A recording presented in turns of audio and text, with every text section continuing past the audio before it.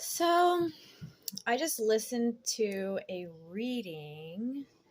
I love listening to readings on YouTube. It's for entertainment. I don't take everything like super serious, but like a lot of times things are really making sense. And so I just got done listening to a reading by Karma Light Readings, and it was saying stuff about you can feel like something is gonna start, something is gonna change, but like there's like a process to go through and kind of like to get there. And she had mentioned about, you know, when you do have that self-love that you've been trying to get and you've been working on, that you really really cannot tolerate being treated than less what you deserve. And sometimes the universe gives you examples of what you don't want to see how far you've come. And I really believe that's what happened with me yesterday.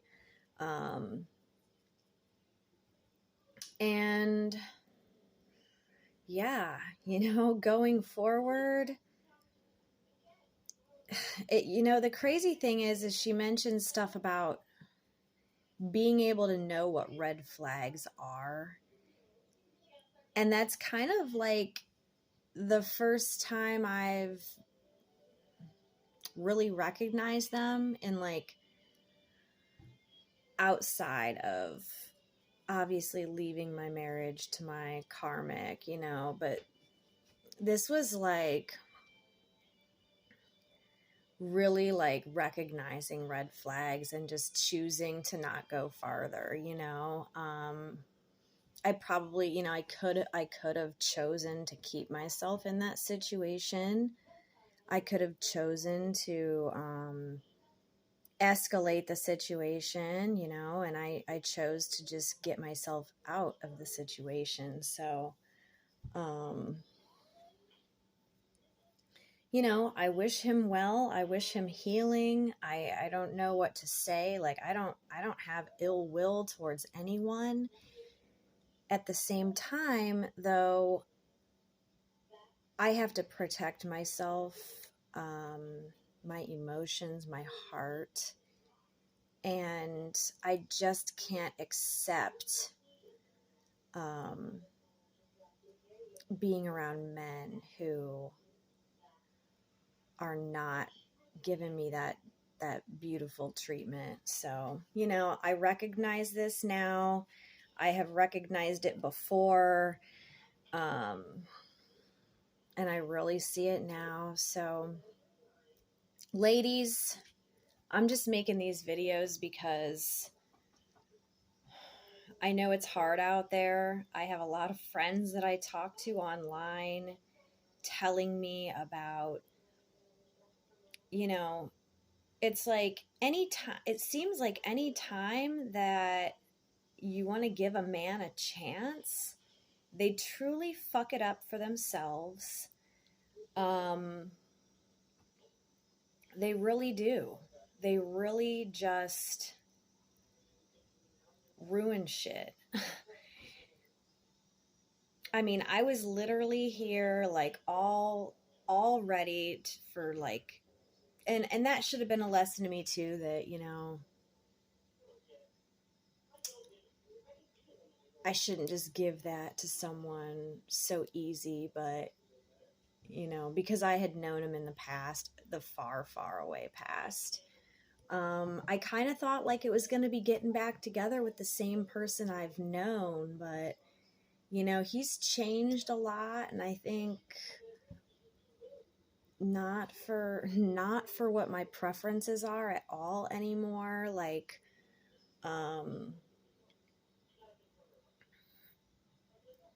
I'm not interested in any man that tells me to that like, oh, I'm in reality. I go to work every day. I'm a survivalist. You're living in a different life and you should like, like don't tell me. Like I've worked my way to have my life how I want. I like staying home. I like making money from home. I like sleeping in till whenever I want to sleep in. I like having my weekends for fun time. Like, you don't tell me how to fucking live or think that I need to come join you with your matrix. Like, anyway, it wasn't a huge deal. It's really not anything I need to dwell about. I'm not going to dwell about it. I just thought maybe it's worth making a video for because, it's girls, we need this. And one more thing I'm going to share with you was what my coach told me to do. And I'm still working at this, but I have a pretty good example. Basically, she's saying, write out a list of behaviors that you do not want to accept from men, and then behaviors that you do want. And so I have a page. He gave me some more ideas of what I don't want after last night, like for real. But then we have the road opener SO here, and what this road opener is really, really good for dismantling frequencies. So when I'm completed with making my whole list, I'm probably going to need a third piece of paper too, because I do want to get into, this is more general, and I definitely do want to get into like sexual, but I wanted to go more general first and then have like that category, like its own page. But what the road opener can do is disrupt frequencies. So if there's any frequencies that, that I have or that you would have that are, running these programs that say, oh, this is what I choose from men, we disrupt that. We completely disrupt that. And then we're going to start a new frequency of calling in a more evolved, more loving type of a man. And even if it's just dating, because I don't choose to be in a relationship unless it's somebody like super, super worth it and they haven't been. But it's like, I'm okay with, not every man that you go on a date with is going to be like your next love or your next relationship. And I'm cool with that. Like, I love dating. I love going out. So it's like, even if it's just a date night here and there, that man needs to treat me good while we're together. You know what I'm saying? So we're going to be doing some work with this. Maybe I'll do a video and then you guys can kind of go along with me. Because I feel like everything that I'll be writing down is kind of in general what should be common sense, what most females would want. And so like here, let's just read a couple. And then when I actually do like the healing on it, I'll be working with this SO, and then I will also be crossing this stuff out. Like, so what I don't like, nonchalant about how they feel about me, right? He demonstrated that last night too. What I love, tell me daily that I'm theirs, that I'm beautiful. Let me throw in my 2 cents about some of this too. I've noticed that men must feel more comfortable over the phone saying things, because when they get in person, they don't do that. And it's strange to me. I don't know if this is their own insecurity or what, but